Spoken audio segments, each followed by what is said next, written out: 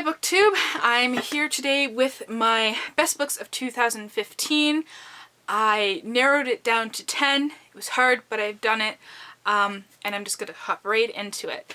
Coming in at number 10 is Fifth Business by Robertson Davies. What really intrigued me about this book was the concept.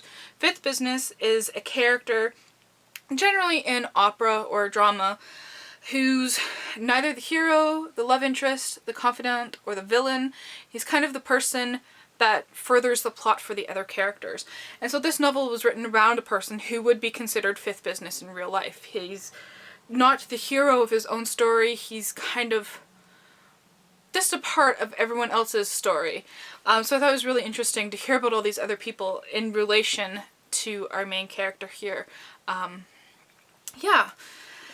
The next one, number 9, is Perfume by Patrick Suskind, the story of a murderer. This is the story of Jean-Baptiste Grenouille, who is obsessed with smell, and eventually that leads on to murder in order to encapsulate the smell of people, as we can see by the title. I really enjoyed the writing style on here, but the reason that it really jumped onto my list is because of the little anecdotes that happen at the end of each part to the characters that kind of are affected by Grenouille's life, and they kind of act as bits of comedic relief in regards to an otherwise morbid story.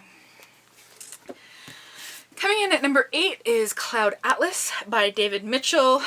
I talked extensively about this book. I did 2 separate reviews and discussions on it.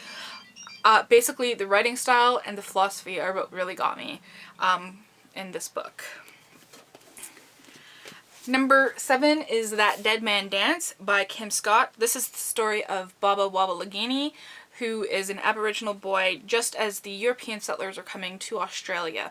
And he has to decide between staying true to his own culture and his people, or learning about new cultures and learning new skills and new sets. It's a really, really well written book, the first Australian book that I've read this year, and definitely deserves its place on this list. Coming in at number 6 is A Monster Calls by Patrick Ness. I don't want to tell you about the story because it's very... I went in knowing nothing and I really enjoyed it and was really quite surprised. I got the illustrated version, which really adds to it. But I just want to say this book was very personal to me because I went through something similar at a similar age. I wish I had read this book when I was that age. It was around at that time, but it wasn't. Yeah, so that's A Monster Calls by Patrick Ness. Number 5 I don't have with me because I've lent it to my father. It's called Unbroken by Laura Hillenbrand. It is actually one of the first novels that I read this year. It's not really a novel, it's a non-fiction book. It's the biography of, oh no, his name's escaping me. Louis Zamperini, that's his name. He was an Olympic athlete who joined the American Army during World War II, got stranded out in the ocean for almost a record-breaking amount of days, got captured by the Japanese, and it's basically his story being a prisoner of war and the repercussions after that. You may know it because it was made into a movie, but definitely read the book because the movie kind of stops at a certain point and the book continues on. And I really included it on this list because I think it doesn't read like nonfiction, it reads like a fictional book, but you know that it's a real character, like a real person, not character, sorry. So I think it was really well written in that aspect.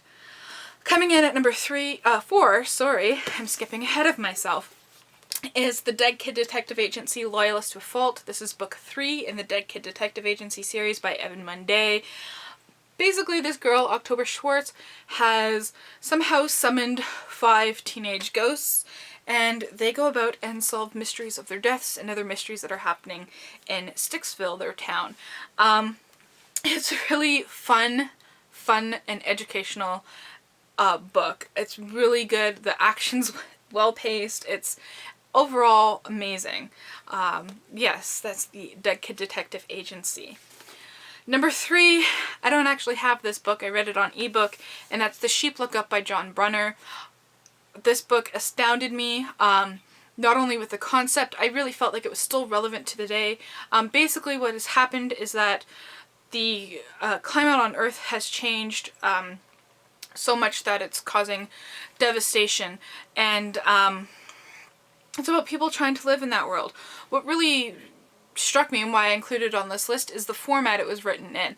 It wasn't just a straightforward story. It included news clips, newspaper articles, reports, interviews. It was really, really kind of interesting the way it was done. And that's why it's included on this list. Coming at number 2 is a tie, but they're by the same author. That's 21 Cardinals by Jocelyn Saucier and The Birds Rain Down by Jocelyn Saucier. Both of these are translated from the original French by Rhonda Mullins. And she's my new favorite author, let me tell you. It's amazing the stories that she comes up with and the way that she writes them.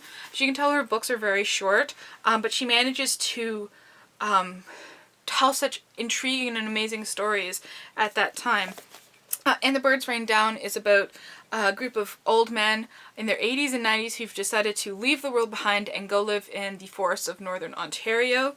21 Cardinals is about a family of 21 kids in Quebec who live in a mining town when tragedy strikes, and it's kind of them looking back on it. It's multi-perspective, both of these books, both are very well written. And coming in at number 1, my all-time favorite book of the year. I originally read it on ebook and I had to go out and buy a physical copy of it. It is one of my all-time favorite books now. This is Gold's Books of Fish by Richard Flanagan. I chose it for the writing style. When I was reading this book, I was like, this is what I want to write like. This is what I aspire to write like, and I've never really encountered that in books. And I was so astonished when I found a book that had such a really awesome story, really kind of off-the-wall story and off-the-wall way of telling it. It's very willfully convoluted writing. I'd say if you're not confident in the English language, probably shouldn't pick this up. But if you are, like, oh my god, this book is amazing. It's the story of a man who finds a book, and as he reads it, things start to happen, and eventually the book disappears and he decides to rewrite the book. It's really quite weird in the way it's set up. And then it's the story of Gold, who is a convict who's sent to Australia, and how he uses his art and faking things, and the people that he encountered that are so strange and weird, and it was just amazing. Just read this book. It is astounding. So that's it. There's my favorite books of 2015. I don't know if I can hold them. Okay. Tell me in the comments down below what your favorite book of 2015 is, and thank you for watching as they all fall down now.